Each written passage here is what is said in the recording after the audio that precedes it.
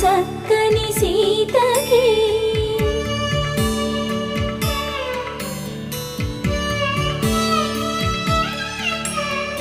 ఎర్ర జాబిలి చేయి రాముడేడని అడుగుతుంటే